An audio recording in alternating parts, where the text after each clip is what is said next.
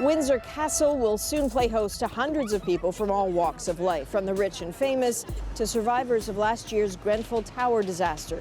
And while current Canadian Prime Minister Justin Trudeau did not snag an invite, a family with another famous Canadian political last name did, and their kids even got jobs.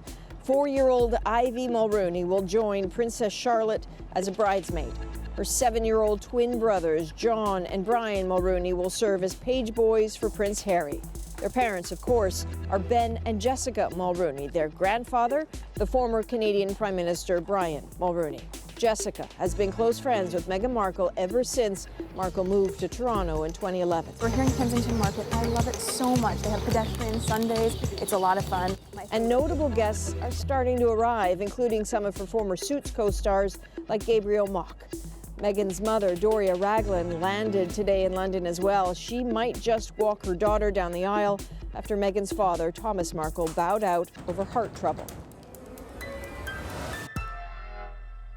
So if you take that guest list full of royals and celebrities, add the roughly 100,000 people expected to flood into Windsor on Saturday, and then you combine it with the ongoing security threat in Britain, and you get a sense of just how complicated it's going to be to try to keep everyone safe. Thomas Dagler got an inside look at that security operation. Windsor knows all about pomp and pageantry. With a couple big-time VIPs living in that castle, police go to great lengths to secure this crowded town. But come wedding day, when Windsor's population will more than triple, the challenge will take on whole new proportions. This is by far the largest operation that we've undertaken in the Windsor area, and probably the largest we've had in the Thames Valley Police. Sure, London saw 1 million people in the streets for William and Kate's big day, but the lack of room here means people will be much closer together, and that poses its own challenge. The plan on the day is based on the work beforehand.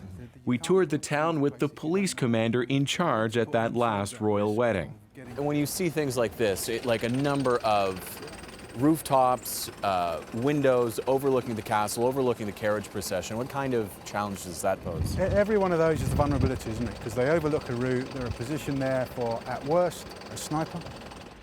So how do you secure a procession route lined with shops and homes? Police are going door to door, having a look inside every building, planning airport-style security for anyone coming to town. It's no longer just about organised terrorism, it's about somebody hiring a van and driving that van through a crowd of people, or someone just grabbing a kitchen knife and running amok through a crowd. To prevent van attacks, these barriers have been set up throughout Windsor.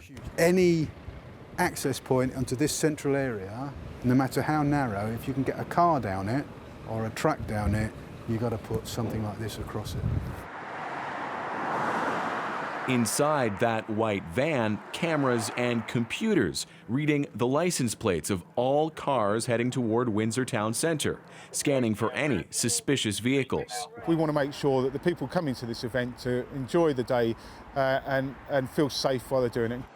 Overhead, CCTV cameras able to track anyone, and on the ground, about 5,000 police officers. There'll be a whole number of officers out there that you won't see, and we won't go into the specifics of those. But they're all there to keep the public safe, but also to be able to respond to anything that happens. They are carrying out old-fashioned spot checks as well, though they hope any threat won't even make it this close. And fresh from Windsor, here's Thomas Dagler. What's the plan if it gets too crowded? Oh, this is the kind of operational conversation that they're not having publicly, but police are reported to have set caps. 18,000 people right along the high street with the best view of Windsor Castle. When that fills up, they're going to funnel people over to the Long Walk, the biggest park with the biggest crowd, another 75,000 people there. And if people feel it's getting unsafe, if police feel that Windsor has filled up, then they're going to order the railway company to not have any trains stop in Windsor anymore, essentially cutting off the flow. Which will thrill so many people. No kidding. Okay, we'll see you on Saturday. Can't wait. In the run-up to this wedding, there has been so much focus on the bride, Meghan Markle, and it's no wonder. She has an extraordinary backstory. A divorced American actor and activist, but it's her background as a daughter of an African-American mother and a white father that may really be groundbreaking. I think for many people growing up, and myself included, we couldn't see ourselves reflected in the royal family in any way.